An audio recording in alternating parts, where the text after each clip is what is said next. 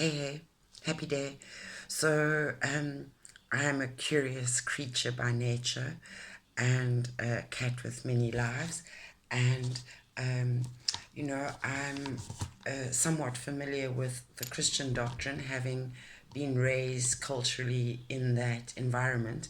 However, growing up, I had exposure to Judaism through a very close friend, and the pleasure of experiencing the beauty of the Jewish culture and community, their love and warmth. And then in my youth, I was briefly married to a Muslim fellow. Surprise, surprise. And we lived together for a year. And so I had a lot of exposure to his religion. Clearly, he wasn't very strict, but he did embrace and harness most and many of the cultural traditions and habits and ethics and morals of that religion. And so I've been exposed to all the religious doctrines, many of them. I have a very close friend with a lot of Hindu influence. So I'm very lucky to be able to experience the religious and cultural environments and of many close people, and enjoy all the lovely things they all have to offer. And so I was at my local Turkish takeaway, the Turkish cafe in Salt Rock, and I happened to be saying to the fellow there that I would be curious to read the Quran, but I'd need to read it in English, obviously, because my knowledge of Arabic is pretty much zero. And he immediately turned around and hauled out this book and passed it on to me to read. So I have been doing such little bits here and there, just trying to understand some of the literature. And in the same way people open a Bible to a page and take something away from that, so too have I been treating this book. And I happen to open up onto page 682, which is the conclusion page.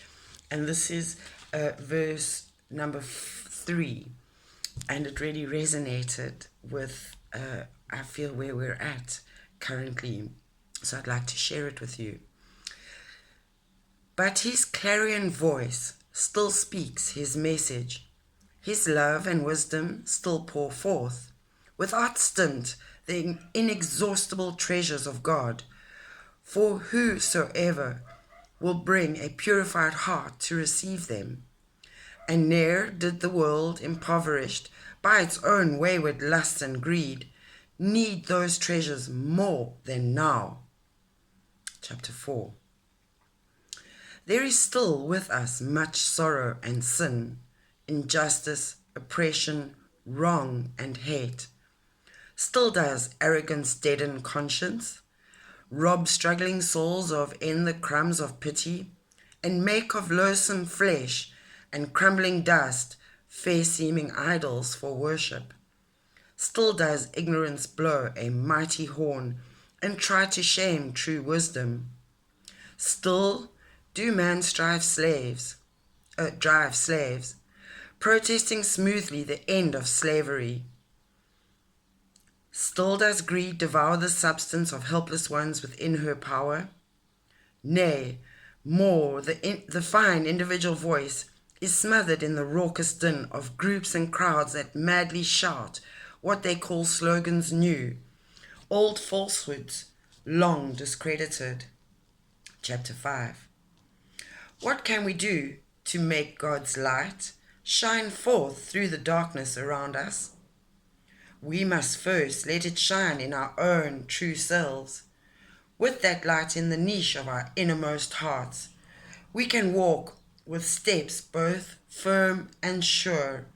We can humbly visit the comfortless and guide their steps. Not we, but the light will guide. But oh, the joy of being found worthy to bear the torch and to say to our brethren, I too was in darkness, comfortless, and behold, I have found comfort and joy in the grace divine. 6, chapter 6.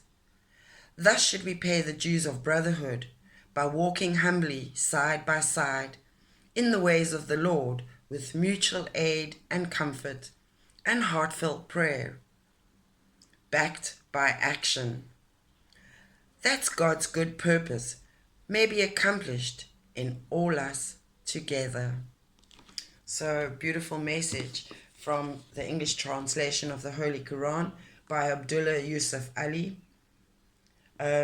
It's by the Islamic Propagation Center International.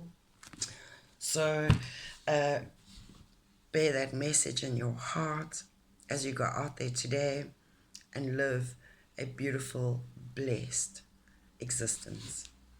Namaste in Lakesh.